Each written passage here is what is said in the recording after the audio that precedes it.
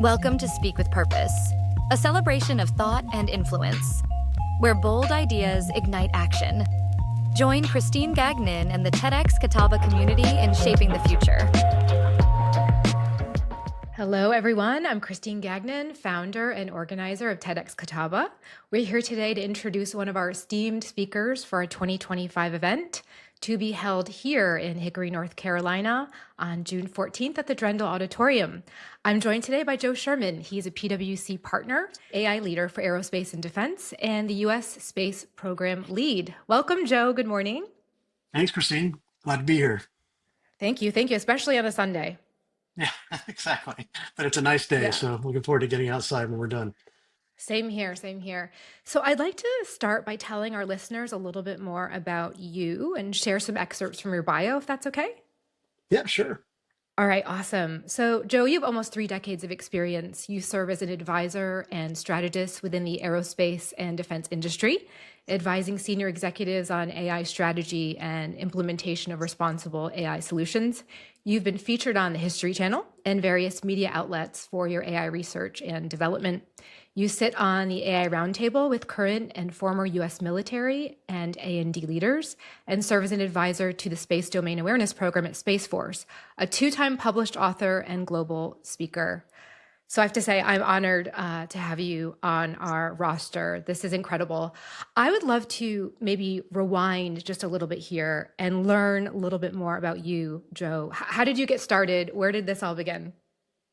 Well, first of all, you're making me blush here. I normally don't talk about myself like that. So, yeah, I've done all those things, but just a regular person, I guess. But no, I got started as a crazy ADD, ADHD child that just locked into computer software development, at a very early age, and I got a breakthrough, or I guess a break in my career and life from my mother-in-law when I was probably about 19, because I did marry early, and my wife, her mother worked at Compaq Computer Corporation here in Houston, Texas, and she had a part-time position working with their employee purchase program. And so she asked me if I would potentially think about joining and making some good cash as a teenager, and then also playing around with a computer system. So I started working with Man Omar applications and kind of took it off from there. It was one thing that I really locked into, and I was able to focus on and enjoyed. So that's really kind of how I got started, all thanks to my mother-in-law, actually. Oh, that's very special. I love that. And so what did you go to university for? What did you study? Well, I started down the path of computer science, and quickly found, now this was a long time ago. You mentioned 30 years. It's more than 30 years. So back when I was going to school, they didn't teach us modern software, engineering. So I went to school for about 3 years. Found out that this was not working for me. It wasn't applicable to my career industry, and this has all changed now. So I don't advise anyone to drop out of school, but I did drop out, and I went to a few different certification paths, starting with Microsoft as a Microsoft certified solution developer, and obtained about 4 or 5 different certificates, and really focused on coding.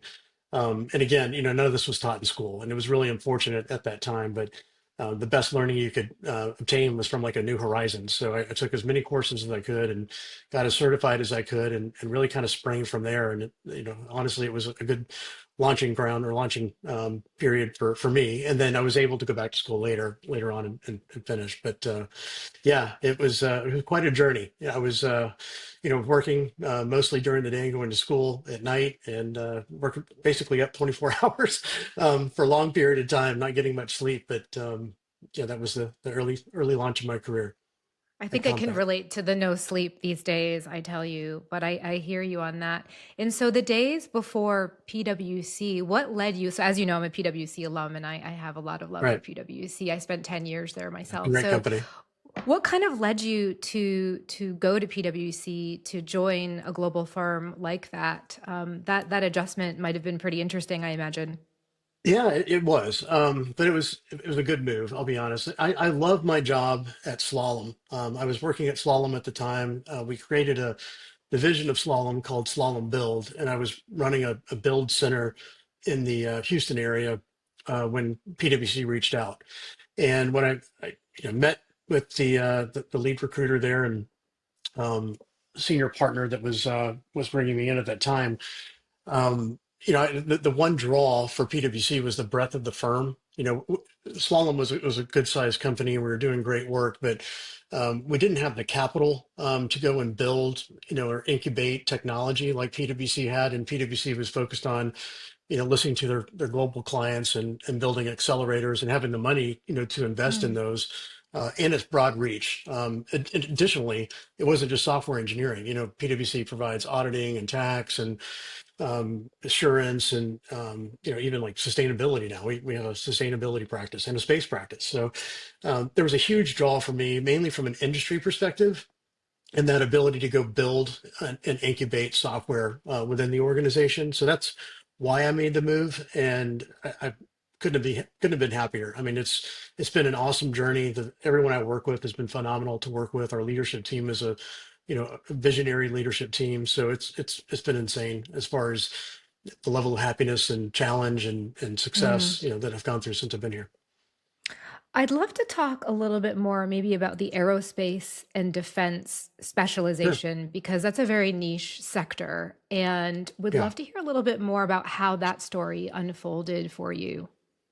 Well, it actually started before PwC. I was doing some work for NASA out in White Sands, New Mexico, and I was over at a missile testing facility there, installing secure communications between White Sands and Johnson Space Center in Houston. So I went out to White Sands and linked up the team there to a group here in Johnson. I live in Houston, so here in Johnson Space Center in Texas, and that was my first stint. Interesting project that got reflected Can on imagine. later in life. But that was my first stint. I've always had, a heart for aerospace and defense, mainly from a space perspective. I've Mm. always, loved the idea of, being able to innovate and continue to learn from, software development. So that ability to do that, from a space perspective, you're always learning. There's always some new discovery. So those two things, kind of come hand in hand, and I just fell in love with it. So when I joined the firm, I was more cross sector, but quickly connected with folks in our A&D sector, and we actually got together and formed the first PwC US space program. And so I was a part of that. I was a founder and still a co-leader of that practice, and it's been phenomenal to be a part of that. Thank you for that. And also, I see here, so I might make you blush again. So I'm just going to warn you. So you're the PwC side. You talked about starting up the U.S. space program. You're heavy Mhm. into aerospace and defense, which is amazing. But then you also have this cutting edge AI angle. So where did that Yeah. begin, and how did you end up honing? And obviously, with your background around software development and coding, computer science has kind of always been in your wheelhouse. But talk about that evolution.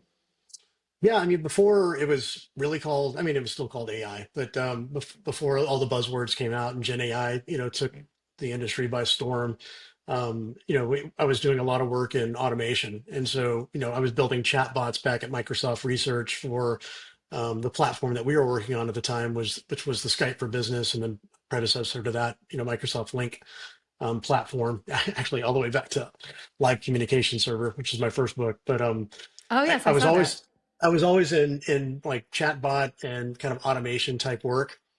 And then that evolved, obviously. When Gen AI first came out, it was the chatbots. And so I was kind of like, I don't know why everyone's so hyped up about chatbots, but awesome, great. But the ability to create large language models and RAG pipelines, that was new. And so that was really cool to be a part of, kind of our ground floor investment in AI. And PwC placed a $1 billion bet in AI starting back in 2023.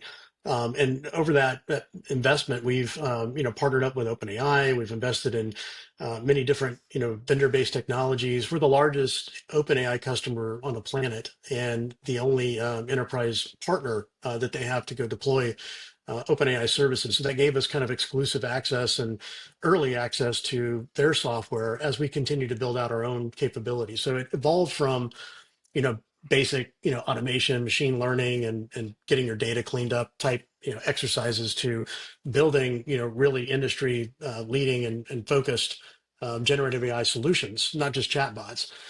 Some might have an interface like a chat GPT, but others kind of work behind the scenes to help move data or solve a specific business problem. Now, from aerospace and defense perspective, where these two worlds kind of met up for me was that I was listening to clients about the struggles that they were having, and they were similar to to ours. Like we at PwC, we respond to a lot of RFPs, and so we receive the RFP, we assemble a team, and we try to go find the data that's necessary to respond to that RFP. We put the proposal together, the expenses together, and submit. And that's a process. I mean, Mm. sometimes it takes weeks, to actually pull that all together. With generative AI, we have the ability of automating our source output, and automating our input with very little human interaction for gathering that data, and then we provide oversight to knock that proposal out. Well, the government and our military subcontractors that I work with, and other aerospace and defense companies I work with, are also struggling with that. They'll go out to SAM.gov, or they'll be dropped an RFP, and they have to go through the same process. So one of the first applications we built there was around government sales proposals and responses automation. But then in parallel to that, I was working with one of my clients, Virgin Galactic, and they were struggling with a 6 month aircraft on ground or spacecraft on ground issue. And we were developing and delivering high end machine learning capabilities for them to automate and modernize their flight sciences division. And so you start to see like kind of all these worlds kind of mesh up together, like industry and AI and automation and Hmm. data.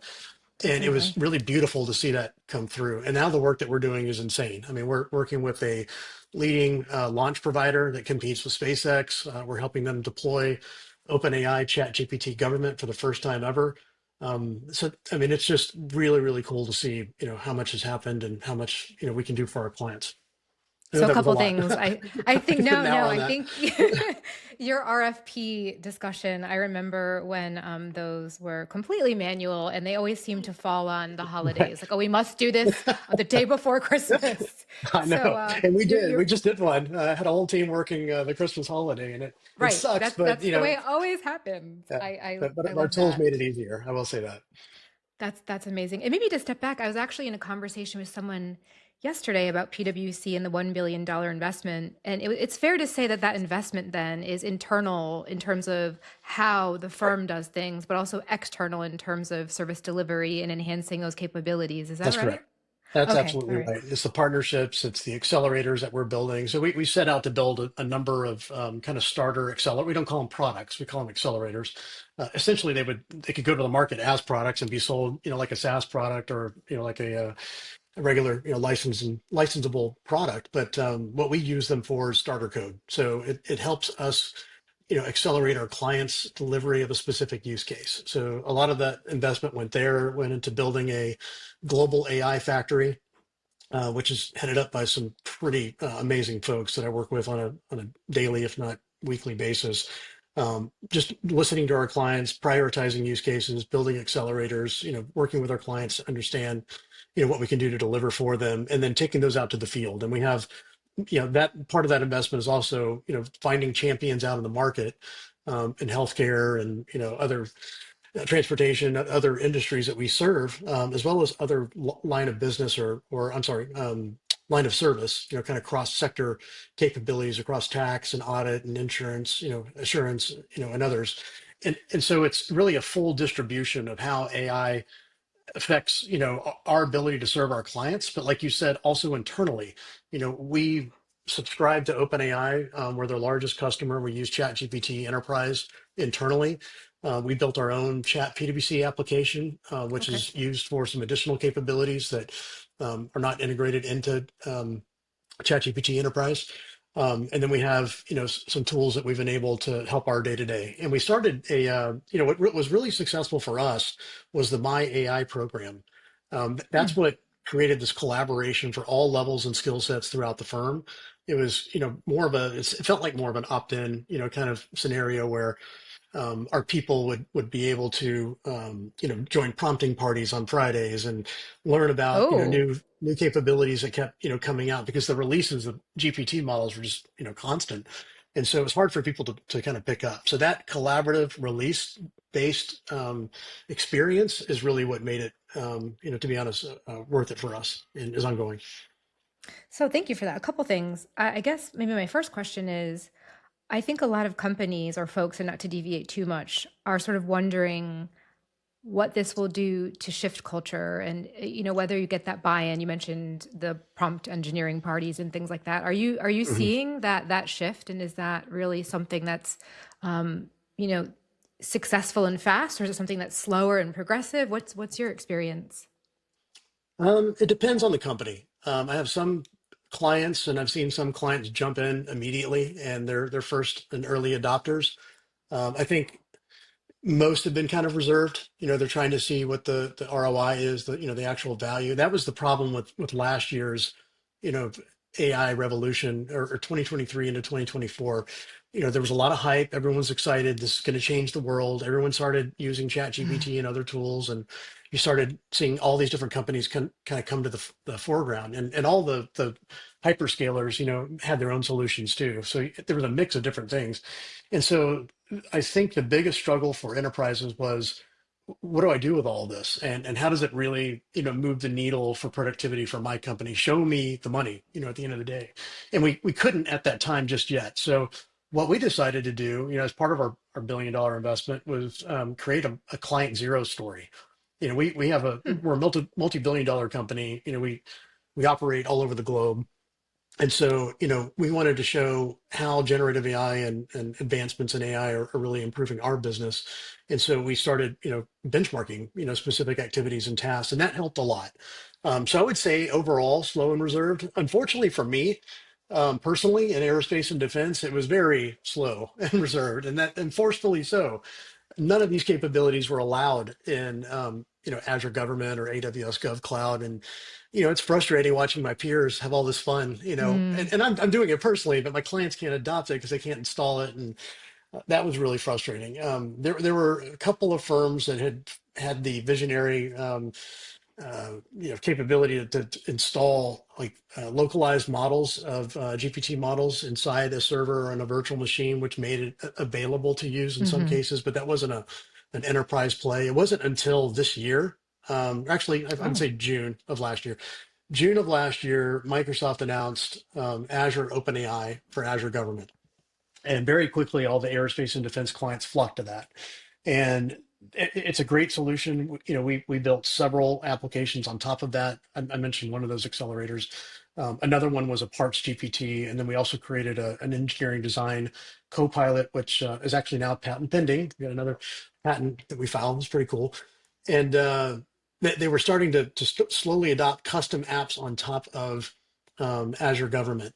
Most companies wanted to get a chat product out the door, and they couldn't wait for ChatGPT to become authorized to operate in that environment.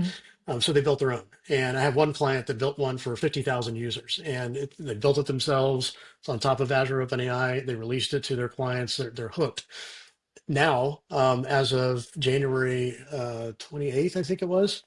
I was actually giving a CIO roundtable, and I was able to announce that OpenAI released at that same day that ChatGPT is now available in a packaged version that can be deployed into Azure Government. So ChatGPT for Government, or GPT Gov, it was now available. And so now all of my clients are trying to figure out, well, what do I do with all the custom chat tools that I built? I've got 50,000 users on them. How do I deploy this and replace it? And basically what we've said is, and using that client zero story, and I'll stop here.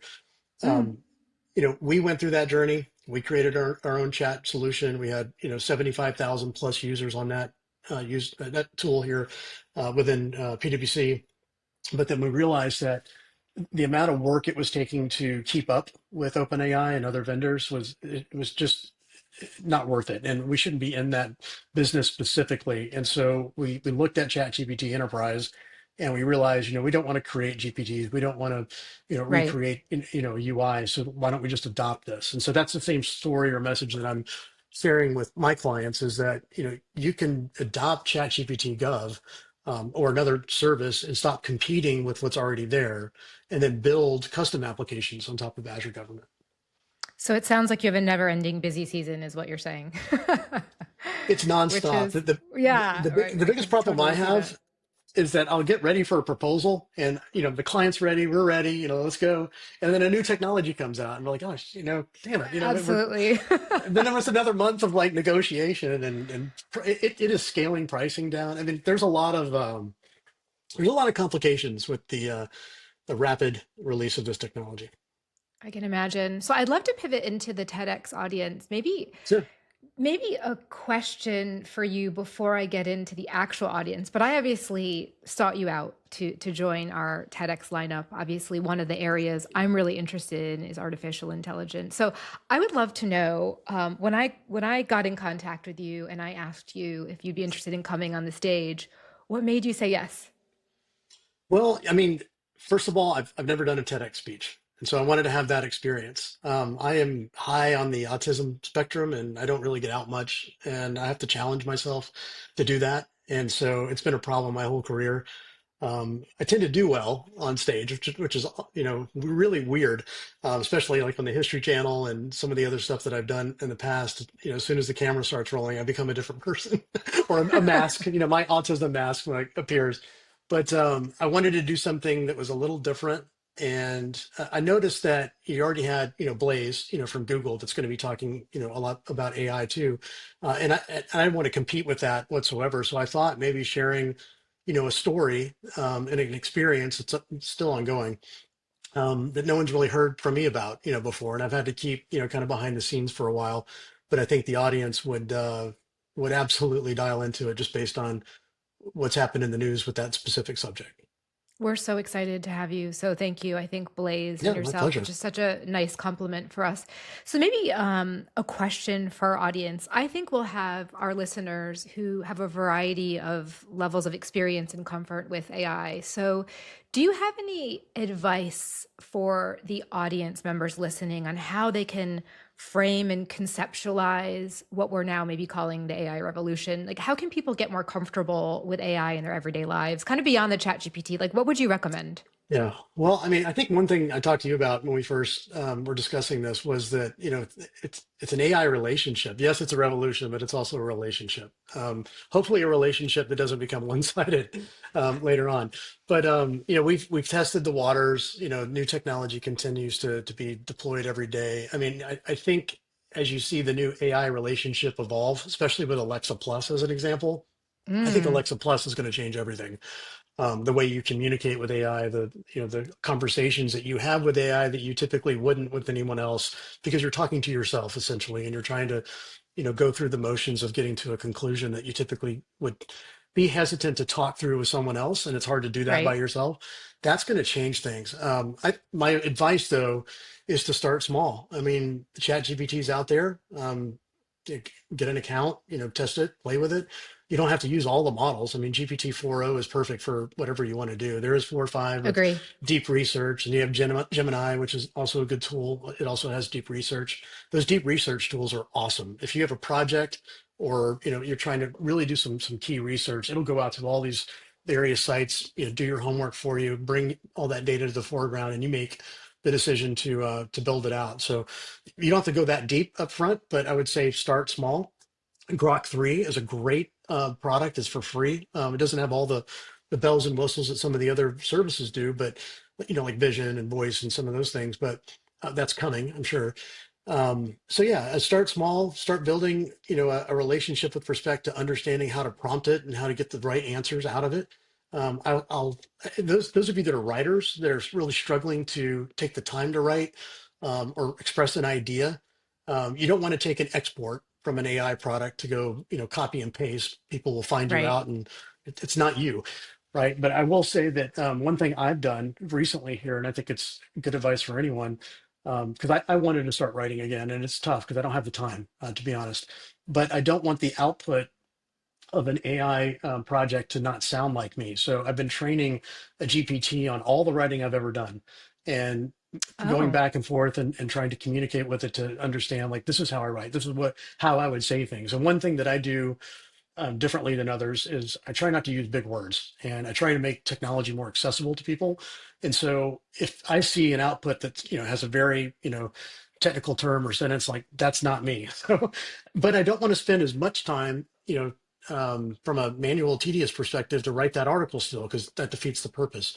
So I'm using, services like Grok 3, ChatGPT, Gemini, a AI product called Humanize, as an example, to help me Hmm. speed up the way that I can, export or start writing and deploying new articles and books and other services. So that would be my advice. There's other technology that I've been using on this other project that I'll be talking about during the TEDx speech that's more focused on vision. And so I'm really focused on, evolving computer vision from where it was, years ago when I was working on it to where it is now with generative AI, and it's fascinating. But ChatGPT is kind of leading the way from that perspective, and some other tools that are out there. So you mentioned Alexa, which I was just talking with my husband about Alexa Plus. I think we were talking about it yesterday. Um, Anything else that you're really excited about in terms of our everyday and where you see AI going, say, in the next year or two? I think the vision capabilities are going to become more accessible to others. Right now, they're very difficult for someone non-technical to use. I think Alexa Plus is the first, entryway into that relationship for, the general public to be able to access AI.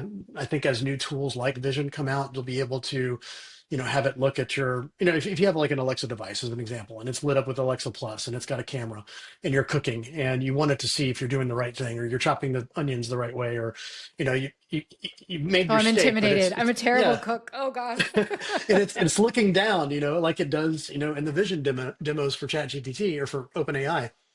I think vision is going to be really big, moving forward.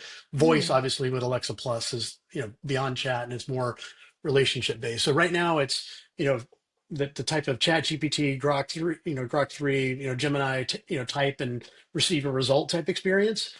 Alexa Plus is going to, enable a voice experience, and you're going to have a vision experience later. I That's have a where I think random these things are question evolving. for you. I agree, and that sounds so exciting, albeit it may call out my terrible cooking skills. So, Mine too. from a day-to-day perspective, I think there's a certain fear about can I get up the curve to utilize generative AI or AI in general?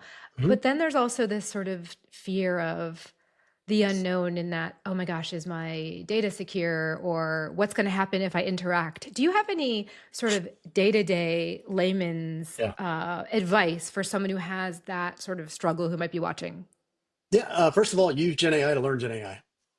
It's pretty Oh, easy. I love And if you that. don't I know love anything, that. if you don't like Gen AI, if you don't know anything about it or know how to prompt, you can prompt it. You can ask it questions to help you build prompts. You can ask it questions about itself. You can ask it questions about where is it going from here. I did that the other day. I was thinking about like where we're headed, past agentic AI, and that's something big at our firm Hmm. right now. It's just a fancy word for synthetic engineering services, but um, at the end of the day, like you can ask it questions, in your own tone or type of communication as easily as me talking to you right now, and receive that feedback and continue to educate yourself and get better and better and better. And I would recommend that, to anyone. I have to 100% that. I was asked to do a presentation at a tech expo in New York for Gen AI for CFOs. And I have to tell you, the number of conversations I had with ChatGPT to really get my technical understanding on the right page. It Yeah. was like, oh, transform architecture. Okay, I need to dig into Yeah. this. So I love that advice. And I think that that is something I wholeheartedly agree with. Well, So you asked another last, question about data yeah, security. Your yes. data's never secure, okay? You can secure it as much as you want, but like with, quantum coming, quantum breaking RSA encryption. I mean, we're all, in that spot where what's going to happen with our data, and it's something to be worried about. It's something to be scared of. I mean, do you unplug from the world? I don't think that's the right idea. I mean, I think you just, pay attention to what you're doing, and, log into your bank account and just make sure, that there's nothing suspicious going on. And if you do that more frequently, that's the best thing you can do. There's tools out there, but I would say that if anyone tells you that your data is 100% secure, they're lying to you. I think that's a risk perspective, and I agree with you. So that no, that makes sense to me as well. So the last time we met, we were discussing the fruits of your labor, and My stomach just growled. I hope you don't hear that on the microphone. No. And I think you had some exciting ideas for your TED Talk. So I don't want to give away anything, but can you give us a little sneak peek into what you plan to cover on your talk for our audience? Yeah, I'm a little nervous about it, I'll be honest, because this is the first time I've done this. I've tried to do this a couple times with the History Channel, and I kind of pulled back a little bit, but and that's just because, I'm a partner at the firm and I got to be careful how I communicate. And this is still like kind of a taboo subject. Unfortunately, it's a taboo subject. I look at it as science and data research, but Mm. I did some work starting back in 2019 with a group of folks that were part of the Pentagon's UAP program. And as an AI expert, I provided capabilities that were focused on assessing and analyzing data from that program. And so I went through I'm still doing it, but years and years of data that's been provided to me, video, voice, textual, based data, coming up with, analytics around that and knowledge graphs and using compute. I wrote a computer vision tool, from scratch because I didn't trust, something out in the market because I didn't want this data to leak. To Right. look at some of the videos. So I'm going to be exposing that for the first time, and it's going to be interesting. You might see me sweat a little, but I'm but excited. I think it's profound, and I think this is the reason I made the decision to do this was one, it shows the power of artificial intelligence and the power of Hmm. advanced computing in a way that is exciting.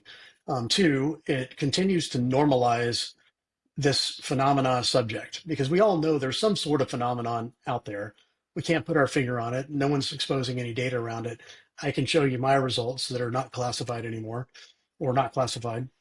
And I think it's going to be exciting for the audience. So as I'm speaking, I'll be having, some pictures and images, like videos playing in the background that will uh, will have never been seen before, and then I'll cover how we used artificial intelligence to get there and continue our journey on this research.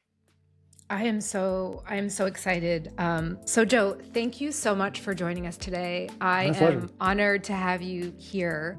To all of our listeners, thank you for tuning in. Tune in next week for another episode of Speak with Purpose to get insights into our speakers, sponsors, and partners for TEDx Catawba. You can also learn more about our independently organized TEDx event and purchase your tickets on our website, TEDxCatawba.com. We're also on social media. It's TEDx Catawba. We're on Facebook, LinkedIn, Instagram, and X. Thank you so much and see you next week.